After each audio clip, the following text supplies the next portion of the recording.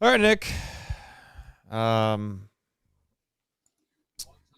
If you do this long enough, is the term I typically use, but I'm not really entirely sure that if you do this long enough, that this would ever become a thing.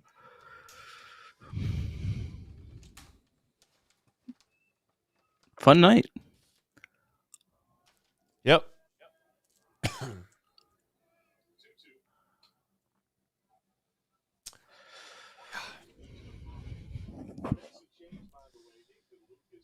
I don't have a whole lot, so I think I'm honestly going to save Yeah, that's where as I'm much as I possibly can, folks, until this game is over, because there's just not a lot of material, and I'm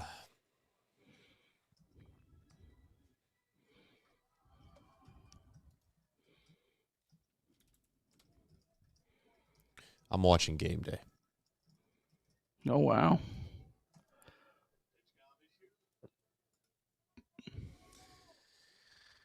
I don't need to see him being taken off the ventilator, Nick.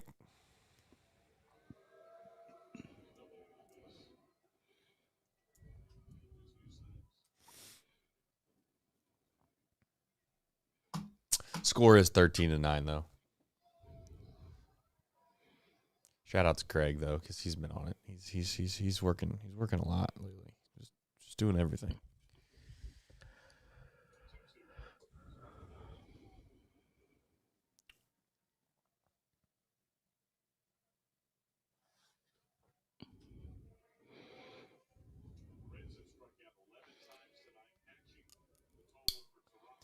You know, when we started doing these shows, and we had the idea of going live in the ninth inning, it really wasn't for moments like these. That wasn't really the thought process. Largely because if this was back in middle of May or April, even, right? Like there's things to discuss. There's some fun topics to be had, but well, let's face it. This is the end of the road.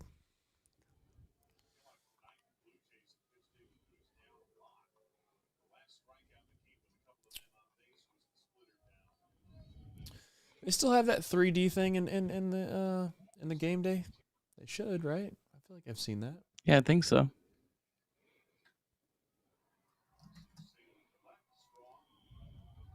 Is it just because of the way I have my computer screen set up? Where would it be at here? Let's see.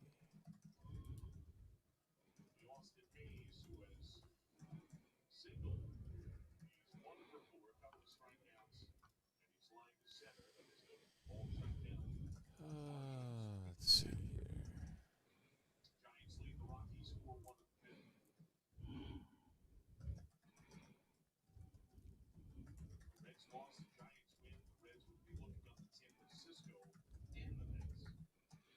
How many times has Sadek told us that the Reds will be looking up at San Francisco? Like, I don't, like, John, I get it, buddy. Like, I don't really think it matters. Yeah, just insult to injury, really.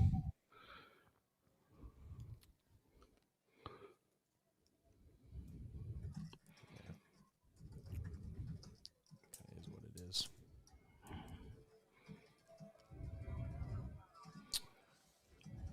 I don't see the 3D model on here, which is weird. Maybe somebody in the chat will let me know where it's at. Usually I'm pretty decent with these things.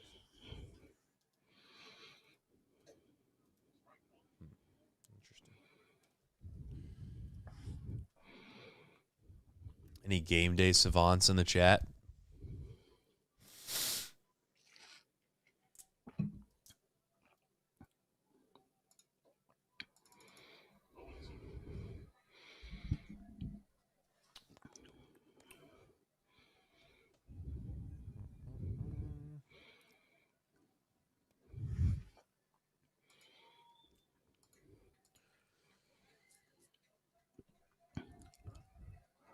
"3D models only on certain games," says Phil James. Thank you, Phil.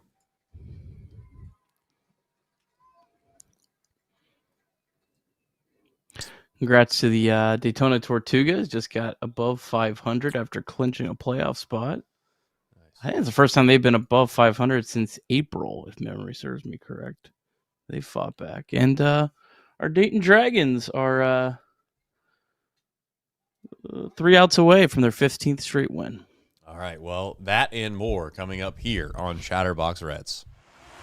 And a bench to bench. Change hit in the air to deep right field. That goes Clemente. And the save. He's done. Get out of here, baseball. It's gone. Oh, my God. Can you believe it? Johnny Bench has tied it up. The Cincinnati Reds win the World Series in 4 straight. It was a sweep. In the dirt. It's a wild pitch. Here comes Barger. The Reds win the pennant. Perkins won the game. That ball is fair. Cincinnati's ahead.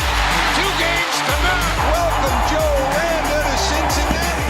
Adam Dunn has done it again.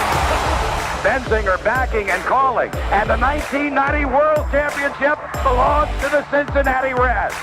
Marty, yes. This is Adam from Milwaukee. Hey, Adam, how you doing? I'm good. How are you? Good.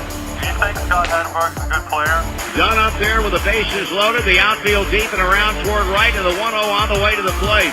Swung on, long drive, right field, and this one belongs to the Reds. And a high drive. Hit back into deep right field. Junior has just knocked the door down to the 500 club. Benson's first home run is a walk-off winner. That ball had a family. And De La Cruz is, oh my goodness, look at this kid run. My, oh my, that is a triple. Matt McLain's first big league bomb. Spencer Steer's first big league hit is a home run to straightaway center field. Joey Votto's done it again. The pitch. Votto swings high in the air. Right field. Yes! He pointed to the dugout to say, I told you. That is Joey Votto's 315th career go-ahead ribby. Only Johnny Bench had more as a Red. And I can't tell you how much it means to play in front of everyone here in Cincinnati as a Red. What a gift. What a tremendous gift. So thank you. Thank you. I think I can speak for all of Reds country. Joey Votto, thank you. High drive, left center field, racing back to the wall, Bourgeois. The Reds are National League Central Division champions. In the air, left center field. Did he? He did! He did! Reds win! Win! Line to the right field. Genius, the first Red ever with 4 home runs in a game. Can you believe it? In the air, down the right field line. Doesn't have a chance. The Reds have won on a 3-run home run on opening day by Ramon Hernandez. A strike away and out away is Homer Bailey. Ground ball to third. Frazier gloves. Throw to first, and Homer Bailey, for the second time in his major league career, has tossed a no-hitter. Oh, gosh. Oh, my God. Are you kidding me? Holy Moses, the second player in major league history to hit 7 home runs in the first 10 games. In the air, and the Reds win. What a dream beginning to the career of Jay Bruce. All right, folks, we know what it is. You know what it is. And there's really no reason to sit here and act like it's anything different other than this was it. Reds fall. They're in a spot now where quite literally they're going to have to play perfect. And by perfect, I mean they're going to have to win like 12 games in a row. Is that going to happen? Probably not. But that's what's going to take.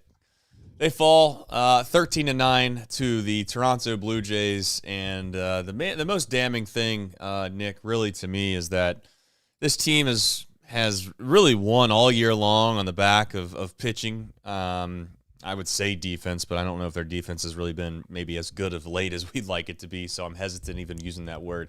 But I will openly admit that they've won a lot of games off of pitching. And in back-to-back games, you can say whatever you want about the offense, but they put up enough runs to win what should be most games. And unfortunately, they weren't able to win. And now you find yourself in a spot that seems almost impossible, Nick. Tough show, tough vibes. A lot of things not going all that well for the Reds. Yeah, it just stinks. I mean, the Mets have literally let you hang around in this race, and and the Padres too. I don't know if people have even realized that the Padres have lost 4 straight. The Reds would have got to within 6 games of them. So, I mean, the Reds legitimately, if they would have just played 500 baseball over the last 3 weeks, would be within 2 playoff spots going into the final 3 weeks of the season. Yeah, it's a good point. It's not like they had some bad luck happen to them. You know, I mean, for all intents and purposes, would we sit here and be frustrated if the Reds were to miss the playoffs and won 87 games? Yeah, we would have been. But I also think I would have been realistic enough to say, hey, that was a good year. It's a shame we didn't make the playoffs. I know that's theoretically, I guess, the standard at this point, because if you don't make the playoffs, what's the point anyways? I guess you could make the case that you have a better franchise or a better team if you win 82 games instead of 74 games, which I understand. But as I've said before, and I'll say it again, as far as my fandom goes, it's either you make the playoffs or you don't. And then from there, the question ultimately lies is whether you are lucky or not to get in deep into the postseason. I'm not going to sit here and say if they make the playoffs, I'm guaranteed to be extremely thrilled by the way the season's gone, but I've been beaten down so much, Nick, that I do think that's how I probably will genuinely feel. I guess we'll do this. I think that there's some things to discuss. People are probably wondering where we're going to go. What are you going to say on a show like this? Seems to be funny that there's a lot of people that in the chat are trying to dunk on some takes, or they want to have a parade about the fact that they have a player on their team that they think is good and he had a couple hits. So let's run the parade about how great he is, and let's sit here and dig a ditch for a player that obviously we've praised on this show quite a significant amount, and he's not played well at all. It's been pretty bad, been terrible. I don't even need to mention names because I think everybody knows the names I'm mentioning right now. And the truth of the matter is it sucks because the Reds are done. Season's over. And I know there's going to be some people that argue about that, and they're going to say, well, you got to wait till the Mets series is over. I don't think I do. I don't think I do. I know this sounds even crazy, but even if they were to sweep the Mets, it's still a tall task. It's still a tall task, Nick. So, yeah, I don't know how you feel, but we can do the box score recap if you're ready, or if you want to throw some other takes out there before we get started, you can go do that too, Nick. I'm ready for the box score recap. All right. Here it is. Presented by Nick Kirby. All right, Reds taking on the Blue Jays. Rubber game of a 3-game series at Great American Ballpark. Zack Littell against Shane Bieber. Reds singled to death Shane Bieber in the top of the second. Hayes, Steer, Trevino, and McLain all singled with a walk added in by Brian Hayes. And that put the Reds up 3-0. Noelvi Marte crushed a double at 109 off the bat to drive in 2 more runs and make it 5-0.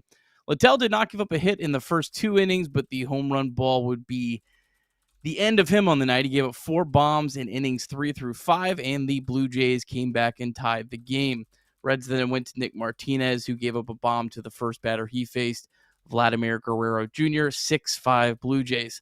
Final line for Littell, 4 1/3, 7 hits, 5 runs, 1 walk, 6 strikeouts.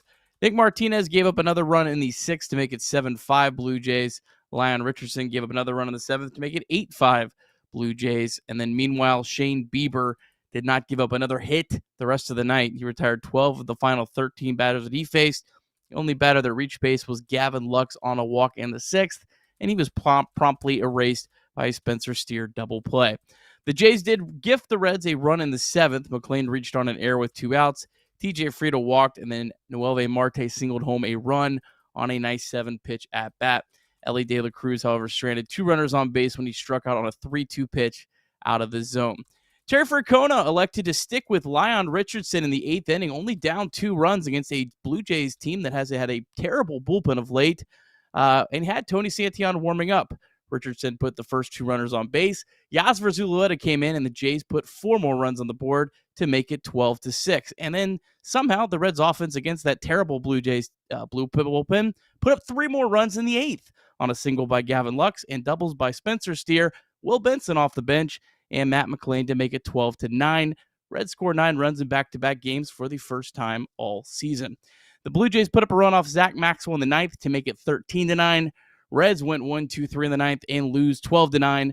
Reds lose back-to-back games, scoring 9+ runs for the 4th time in franchise history. And the Reds are now 70-70. They've lost 4 straight series, 3-10 in their last 13 games. Now 5 games back with 22 games to play. All right, deep drive of the day. Never know where it's going because we don't hit home runs. Everyone else hits them. Seem to be flying out of the ballpark tonight. They were certainly into the seats for the Blue Jays. In fact, I think they almost killed about 3 or 4 spectators as I peered into the game every so often. Good thing the seats were empty. Will Benson, it's his RBI double. That's his 7th double on the year. Sharp fly ball to right field. It almost got out. It would have been his 10th home run of the year, which would have put him on pace to be halfway home to the team lead in home runs with about, half of the games played. But that's here nor there. Exit velo, 101 off the bat, 384 feet. Win probability for the Reds would jump a whopping 50%. Basically a 50% jump to 2.5%. We all know, though, it would be a 0% by the end of the game. DSC, they are a leader in renewable commodities for biofuel production, specializing in used cooking oil collection, aggregation, and sales. Visit www.deepsouthcommodities.com for more information. And thank you to DSC and John and his team for supporting the show and channel. All right, you have Tito punting on here at the rip. I think it's just, I guess I'll let you lead this, but more or less, are we talking about punting last night? Are we talking about punting today? Because ultimately, it felt like, realistically speaking, you had some opportunities with some guys that you went out and got, and also a guy that you put a lot of faith in this year, paid a lot of money to, and neither of those guys got the job done tonight, Nick. I mean, it was a 2-run game going into the 8th inning, and you have an off day tomorrow, and you had Tony Santillan warming up, and you did not bring him in the game. You decided to stick with Lyon Richardson, a guy you just called up. I mean, there are 22 games left in the season. You are 5 games out of a playoff spot. I thought it was pathetic that Francona went back to Lyon Richardson. I mean, the Blue Jays bullpen has the 2nd worst ERA in Major League Baseball in the second half. The only team that's worse is the Colorado Rockies. Whether you win or lose this game, that was a pathetic decision that I just do not understand, and it made me so infuriated that just would give up this game. And sure enough, his offense puts up 3 runs the next inning. Maybe it doesn't happen. You know, it's never a guarantee that everything still works out the same.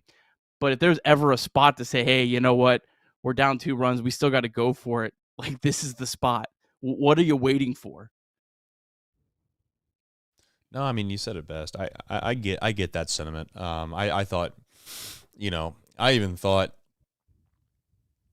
maybe I'm being, a little hindsight time kind of judging here, but I know Martinez got hit hard, but it's just like, if you're going to continue to run out the guys that he ran out for the remainder of the game, it's like, why wouldn't you try to at least see if you could maybe have Martinez start clicking a little bit before you decide to make a move? And I get it, like he wasn't looking all that great either.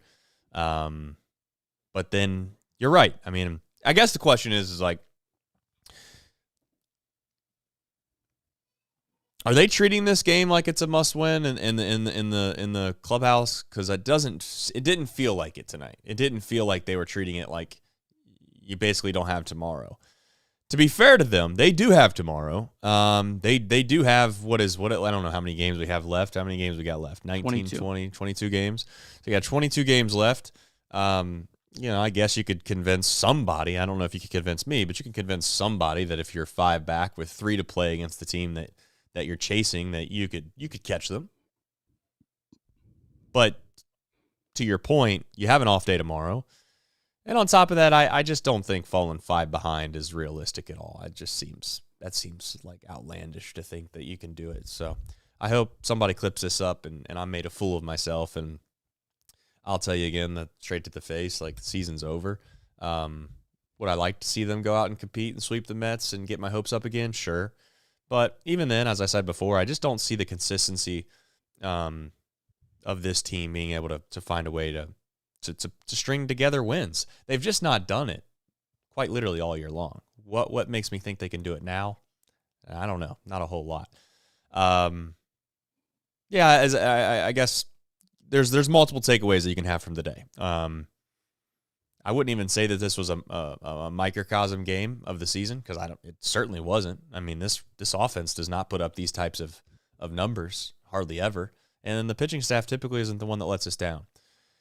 The reality is of the whole thing is this: for a team like the Reds, who were on pace or told by Vegas that they were going to win 79 games or whatever the number ended up being, they kind of needed to win some of the games that they've lost this year in reverse fashion. It feels like this year they've lost a numerous amount of games where you were like, you know what, that's just terrible. You got great starting pitching and you still didn't win. And then the last 2 days, Nick, they've gotten great offensive firepower. They've gotten a really, really, really good past 2 days of run production, and they're 0-2. It's just impossible for a team like this to compete and make the postseason if they lose the games that are supposedly quote unquote winnable in the manners in which they are doing. So I don't know if you have anything more to say about Tito. He's obviously part of the whipping stick. Front office is going to be part of the whipping stick here soon. And like it or not, Ellie's going to be a pretty much the whipping stick here until now the end of the year, unless something drastic changes, because those guys, like it or not, are the faces, if you will, of this organization. And when this organization fails, they're going to get a lot of the blame, just as they would have gotten a lot of the credit if things would have gone well. So anything else that you have for Tito's spake before we move into the next topic? No. All right, you have power versus small ball. It's oddly enough, I just think they have a really good offense, and that is the Toronto Blue Jays. And I also think they had good situational hitting. Oddly enough, Nick, they decided to bunt their 9-hole hitter when they were, I think, up by a run. They moved runners over to second and third. The thing about that bunt, oddly enough, Nick, is the guy that made the bunt, he did double, and he did then single his next two at-bats. So one could argue that was still a bad decision. Maybe it wasn't. We'll just say the bunt worked perfectly. It did work. They got the runners over to second and third. It took the bat away from your hottest hitter in Springer. He gets walked, and then they get a sacrifice fly, and then that's it. That ends the inning. They got a run out of it. So out of the 13 runs that they scored, they got 1 run from playing small ball. So kudos to the Blue Jays, really. Genuinely. Just looks so much easier with the Blue Jays score, right? Like, they just, hit a home run. The Reds, I mean, it's like, man, they have to have this incredible rally where guys singles after single after single. And like, even when they do it, like, I'm like, people get excited and I'm just like, yeah, that's great. It all worked this one time, but it just doesn't work consistently. You just can't consistently score runs that way. And I guess on a day where you score 9 runs, it doesn't really it rings hollow, but it's been a problem all year. And just this organization, like, yeah, they need more power hitters, but they also need to actually play the guys in this organization that are power hitters. Re-signs at his 22nd home run today for Louisville in less than 100 games. You see Will Benson hit a ball off the wall. Christian Encarnacion and Strand just got thrown to the bottom of the depth chart as fast as he could. And then Sal Stewart, his third game, can't even get in the lineup. It's like, maybe try to play some of these guys that actually have a chance to hit some home runs instead of a bunch of guys that, if everything goes right, maybe they hit 15 home runs in a year. I'm with you, but we've been saying that all year, and it's not changed. I don't expect it to change. So it is what it is. I mean, I don't know. What is there to say, man? I mean, I this is one of those shows where I think that I unfortunately would just say my fandom will show, and I'm sorry for that, and I wish I could power through, and I wish I could sit here and say, this is the perfect amount of topics, and this is exactly what we should talk about. But we witnessed a funeral tonight, and that's exactly what it is. If you want to try to convince yourself that it's not, that's fine. But the season is what it is. So.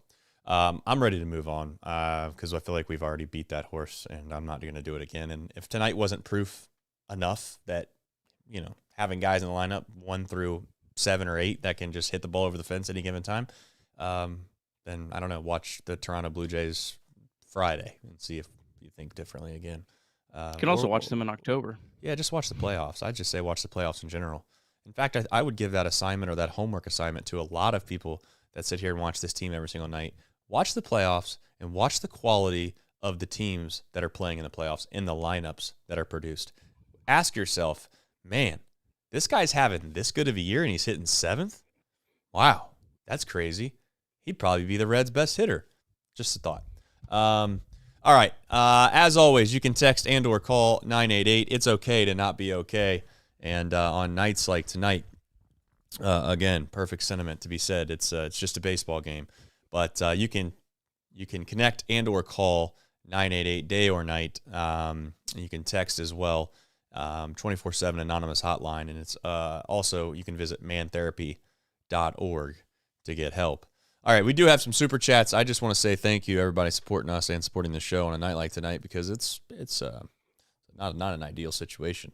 Vandy, these super chats, by the way, are all over the place. So we're gonna go through them, and I'm sure there's gonna be some that we'll address. And by all means, like here's the thing, this is a free show in regards to opinions. You can have them, I can have them, we all have them, and you know what? We'll address them, and I'm happy to address every single one of them. And in fact, you should stick around if you're a person that has been in the comments because I have a very, very special opportunity coming at the end of these super chats. I don't think I've ever done what I'm about to do at the end of these super chats, but I'm going to do it.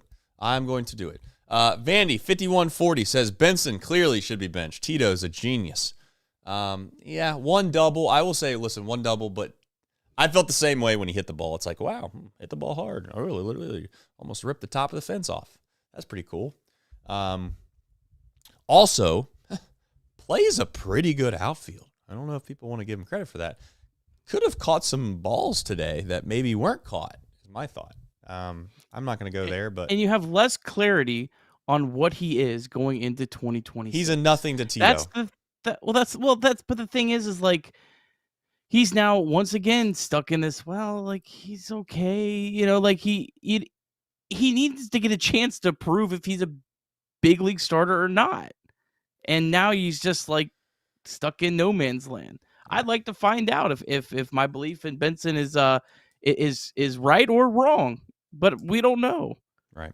I'm with you, Nick, but I'm just going to tell you right now, he's a nothing to Tito, and he's going to... I don't think there's almost anything he could do outside of just going absolutely crazy because of an injury. Like, there would have to be an injury that was involved to where there was no other option but to play him for 3 weeks, and then in those 3 weeks, he had the best 3 weeks in his entire career. Like winning National League Player of the Week? No, because he's got to do it 3 weeks. That's what I was getting at. It can be a week. He can come up for 1 week and be the National League Player of the Week. But that's not long enough. He's going to have to do it longer than that. A. Binyas Harris says, in 2025, teams blew 5-0 lead 22 times. The Reds have done it 3 times. I'm sorry. The Giants are one. Who's the other one? The Brewers? No, I don't think they had 5-0 lead in that one. That's crazy. Well, they've done it. It's happened 22 times, so it's happened a good amount. But the Reds have done it 3 times, so you could do the math on that. Troy Taylor says 21 mil well spent. Bum. Yeah, this is going to be a toxic show. It is what it is. And Quilla the Great said the Reds have played reactionary, hopeful baseball all year. Rarely season control themselves. That's a massive culture problem. Kitty ball is what he's calling it. Jacob Doyle says, what else is there to say? I don't know. That's what I'm here. It's tough to say, but I don't know what there is to say. Noah Downing's been a member for 2 months of Nutcutter Nation. Excuse me. Thank you. He said, season's cooked, LMAO. Fun while it lasted. At least Matt McLain can go ahead and book his October vacation now. Matt McLain has been playing some good ball, guys. Come on. 2 more hits. 2 more hits. He's been playing some good ball lately, to be clear. I'm not trying to give him a pass for the entirety of the season, but I don't know. I thought he just forgot how to play baseball completely, and now he's back. Littell vaults back into MLB home run lead with 4 today. You know what's funny about Littell is that, yeah, he gave up a bunch of home runs, but I'll be honest with you, he timed him up perfectly for a while. I mean, you give up 3 solo home runs, and it's kind of like, all right, you can deal with that. You can live with that. No big deal. Then he gives up another one. It's kind of a big deal because his runner's on base. Joe Lanza says he's got a 2-run game in the 8th. Okay, Joe Lanza basically quite literally either listened to what you said and just reposted it, or you read his super chat already, or you guys had the same thought and you now you're about to realize it. I mean, shout out to Joe, but I don't really think this is an original thought. I thought that maybe anyone with a brain could have thought this. So okay, so let's just for anyone that could have thought this, let's reiterate it again. Then Joe Lanza says he's got a 2-run game in the 8th against a bad bullpen, and Tito uses his 11th and 12th best relief pitchers, and his season's on the line, and Santillan was already hot. Make it and make there's a sense. day off tomorrow. There's a day off tomorrow. You're at home. You don't have to travel. There's no traveling. I don't know. Do you think someone will ask him that? I don't know. You don't think so? Probably not. Probably not. Phil James says 500 teams with greater potential are killers. Yeah, they're all killers to the Reds at times. You never know. I mean, let's face it, the Pirates have given us enough trouble throughout our fandom to know that. Leave It at the Table says, thank God for Noelvi Marte, or this would have been over way sooner. McLain, Steer, CES, Stevenson, all disappointments. Better be careful. Leave It at the Table. Ellie was bad compared to expectations. Maybe next year, Stockholm Syndrome. Yeah. I mean, it's a good super chat. Leave It at the Table. Good super chat. Colin Will says, member for 14 months of Nutcutter Nation. Thank you, Colin. Said, the Castellinis have taken a historical and once great franchise and ran it into the ground, all while mocking and holding the fans hostage. It should be an arrestable offense. Sell the damn team, Bob. It's Colin's opinion. He put it in the super, and I'm reading it. M. Dean JD says, Tito is favorite to win this year's Ray Guy Award. I don't know. Tim Barnes says, do you think the lack of veteran leadership hurts? Do you know? Hold on. Do you know what the Ray Guy Award is? I don't. It does ring a bell though. I must No. totally This is why it's actually funny. That's the award for the best punter in college football.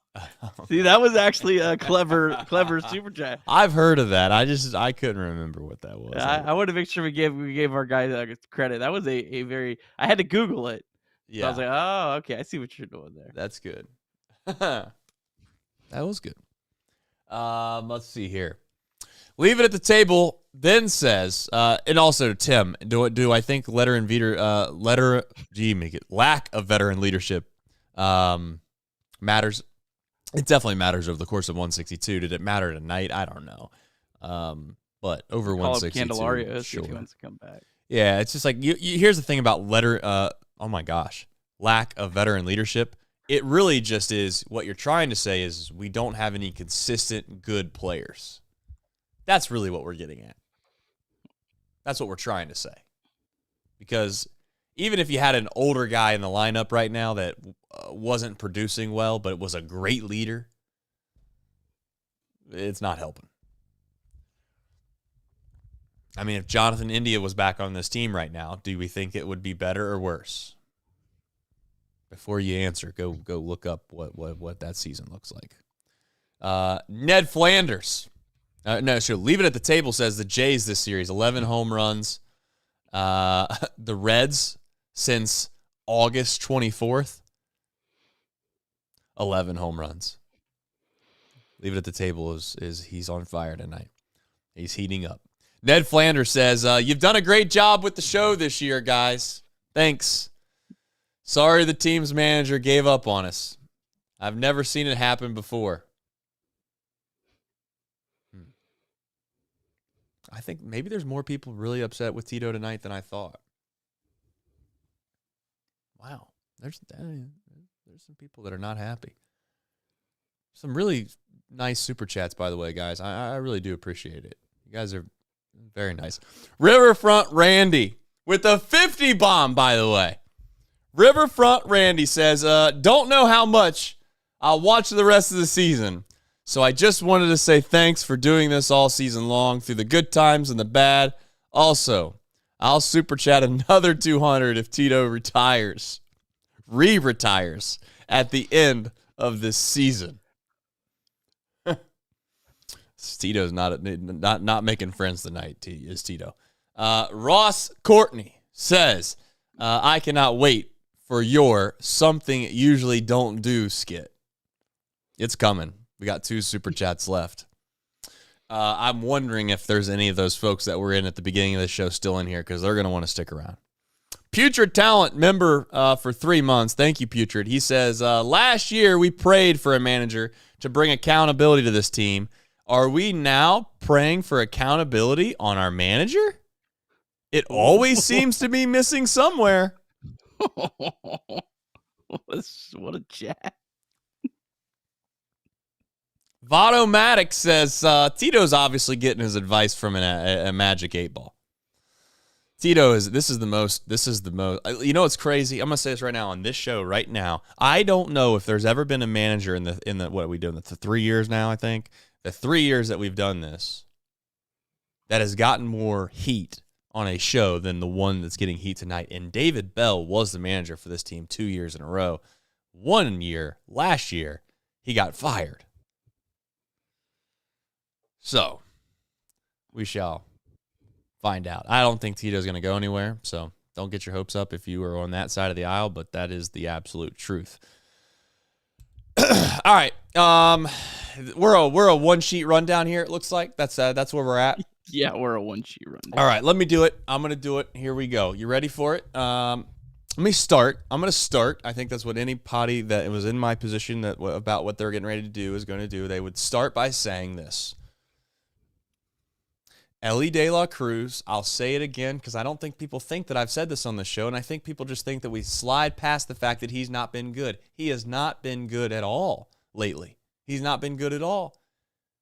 He has 100% disappeared when we needed him the most. That is true. 100% true. I'm not backing away from it, and I Nick can speak for himself, but I'm not backing away from it. He's not been good. And in fact, if he was any other player on this team, I would say he stinks. He's stunk. He's stunk. Whatever term you want me to use right now, I'll say it about Elly De La Cruz. Now, in context, this is where I'm going to go.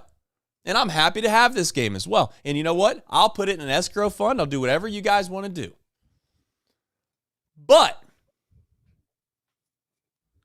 you can pick any infielder on this team right now. Any infielder on this team. Actually, you know what? The hell with it. You can pick any player that is either, you ready for this? All right. Spencer Steer, Santiago Espinal. Highly doubt he's going to have an opportunity, but you know what? We'll have to figure out how that bet would play out. Maybe it'll just be void if he doesn't play Major League Baseball. I'll even say Ke'Bryan Hayes, even though I love him. I'm going to say Ke'Bryan Hayes. I'll let you have that option as well. Why not? TJ Friedel. Did I say Spencer Steer?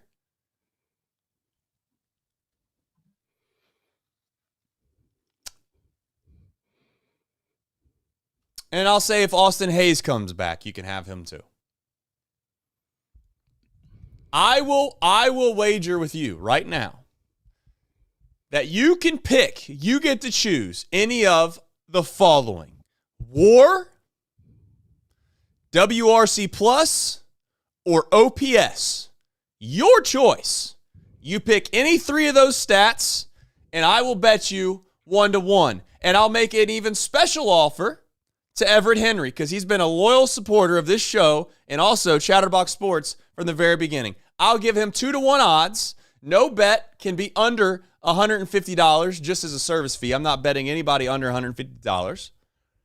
And I'll go as high as you want to go. As high as you want to go. I'll go to the absolute sky with it. You pick the stat. I'll take Ellie De La Cruz next year. You take any of those players, and we'll see who wins straight up. You can send me a super chat. You can send it in a DM. You can send it in an email. Do it however you wish. I don't care. I think that's a fair offer based off of what I've seen so far in this show. So, we can at least keep it entertaining next year if we don't win.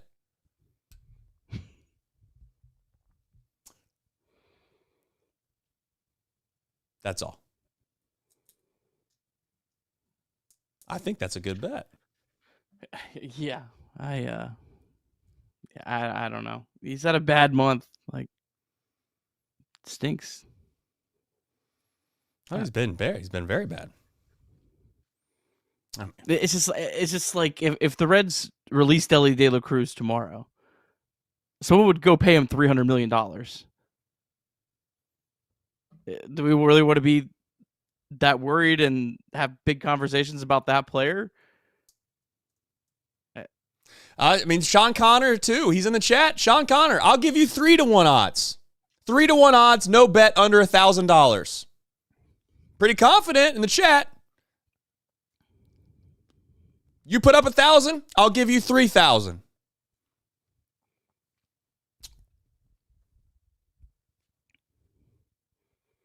Seems fair to me. I mean, I'm just saying, for guys, I'm giving them 3-1 odds on something that you would think is 50-50 at best. Just saying. Just a thought. He's been terrible, too. I will say it one last time, because he's been terrible. Craig, can you hear me in the back? Ellie's been terrible. All right. He's made a lot of errors. He hasn't hit the ball. Hasn't had a home run, since Nick had his last kid. It's been a while. All right, I'm done. It's a tough show. On a night like tonight, sometimes, people are saying they'll take Marte. Okay, yeah. I mean, that's a good one. I'm not offering Marte. I mean, the guys that hit a home run in 5 weeks and still has 2 more home runs than anyone else on the Reds. 5 weeks and over in 5 weeks, and he still is the team lead. Yeah, he leads the team in home runs. But the thing is, he also leads the team in RBIs by 14. The thing is that the thing is about that is that those games didn't matter though when he did that. That's the important thing to know. But he has been bad, so I'll give him that. He leads the Reds in runs, hits, doubles, triples, home runs, and RBIs, and stolen bases. Whatever. I'll tell you this. To be fair again, to be very clear, I will 100% offer that up to anybody that would like to take it. All right. MILB.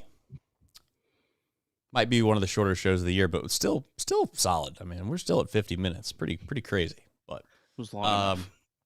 Anyway, MILB. That's the important thing here, Nick, is that we get to follow the Dayton Dragons' success.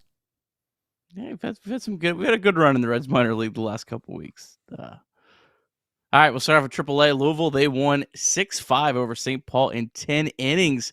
Rhys Hines hit a 2-run home run as part of a 3-run ninth inning for the Louisville Bats. That sent the game into extra innings, and then Levi Jordan hit a walk-off single in the bottom of the 10th. The Bats have won 5 straight games and 9-1 in their last 10. Tyler Stevenson caught 7 innings in his first rehab game, and he hit a home run, and it was a bomb, 428 feet, 105 off the bat. Stevenson only has 4 career home runs in the big leagues, 428 feet or further. Rhys Hines stayed hot. He hit his 22nd home run of the year. Hines has been incredible the last 2 games. He's homered in back-to-back games, 4 extra base hits in his last 2 games, and over his last 2 games has 5 balls hit over 107 miles per hour, 7 total hard hit balls. Rhys Hines having a really nice year down at AAA, 932 OPS. Hector Rodriguez, 2 for 2. He had a single at 104 off the bat. Blake Dunn, 1 for 4 as well. And Buck Farmer, maybe Buck Farmer will get a call up here at some point. He threw 2 shutout innings, no hits, no runs, 1 walk, 3 strikeouts. Farmer's not allowed a run now over his last 9 games. So 10 innings, 4 hits, 0 runs, 5 walks, 10 strikeouts. Chattanooga, they were blanked 8-0 tonight by Birmingham. Not a whole lot in this one. Edwin Arroyo 0 for 4. Cam Collier 0 for 4. TJ Antone, tough night for him. He gave up 4 earned runs. The Dayton Dragons, they won their 15th consecutive game tonight. They beat Lansing 11-6. Carlos Jorge on base 3 times. Peyton Stovall 3 for 5, hit his 3rd home run of the season. The Dayton Dragons, 15 straight wins. Yesterday, they set the franchise record. That's the longest win streak in all of minor league baseball over the last 2 seasons. And last but not least, the Daytona Tortugas, they won 4-1 over Palm Beach. The Tortugas, of course, clinched a playoff spot yesterday. Sheng-In Lin, 4 no-hit innings, 1 walk, 5 strikeouts, now a 3.78 ERA through his first 5 starts with Daytona. Tyson Lewis, 1 for 5. Keen Vu hit his 4th home run. He's really played well. Alfredo Duno got the day off. That is your Reds MILB. All right, and not to keep the train rolling here, Nick, but there is more baseball to be played. It's going to be played on Friday, and quite literally, those are, I would like to think, must-win games. I hope we don't punt in those. So I guess you'll obviously let everybody know that the series is finally here. It's finally here. We don't have to talk about it anymore, Nick. All right, Reds-Mets, Friday, 6:40, Andrew Abbott against the lefty David Peterson. Saturday, 6:40, Brady Singer against Jonah Tong, making just his 2nd career start. He's been incredible in the minor leagues. I had a 1.43 ERA in 22 starts in the minor leagues. And then Sunday, 1:40, Hunter Green against TBD. The Mets, it's Kodai Senga's spot in the rotation, but Mets are reportedly considering sending him to the minors. They could call up Taylor McGill from the minor leagues, or they could go with Noah McLain on 3 days rest. My speculation is if they lose the first 2 games, they throw McLean on Sunday. Andrew Abbott, 3.68 ERA in 3 starts against the Mets earlier this year. 6 innings, 2 runs against the Mets. Active Mets have some pretty good numbers against them, though. 19 for 54. That's a 352 average, 935 OPS. Lindor's 3 for 7 with a homer.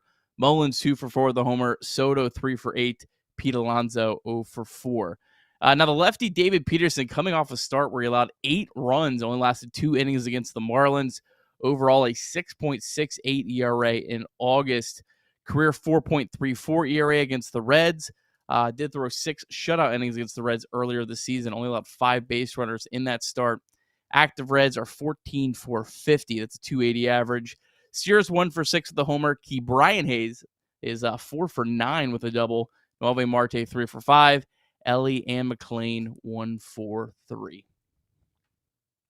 All right, folks, if you haven't already, please do me a favor, like the stream. I appreciate that. Even in dark times, that would be very, very nice of you. And we have a couple supers on the way out the door. Those would be Ross Courtney, just dropping in a super chat for $1. Didn't say anything, but I just want to say thank you for the super chat. And Daniel Myers, member of 19 months, leader of men, too. Leader of men, Daniel Myers, says, is there an OTB update?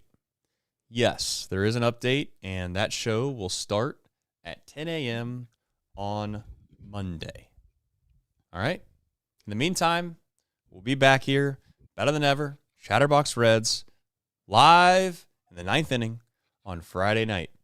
And myself and Nick Kirby will be back on Sunday night to either talk about the best sweep that we've ever seen, and we're all the way back in, and Ellie De La Cruz hit 3 home runs and he's good again, or we're going to talk about how terrible this team is, and there was never a chance, and we were led along far too long, and we can finally officially 100% unite and say the season is officially dead. We'll find out what it is, but until then, appreciate you. Have a nice one. And as always, regardless of what happens, go Reds.